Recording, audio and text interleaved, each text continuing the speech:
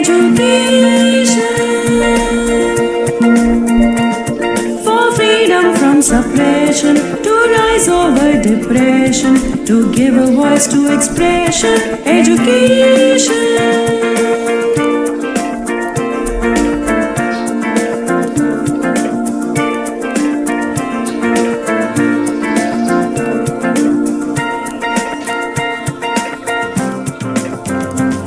For independence of women, for enlightenment once again, for welfare of the population. Education.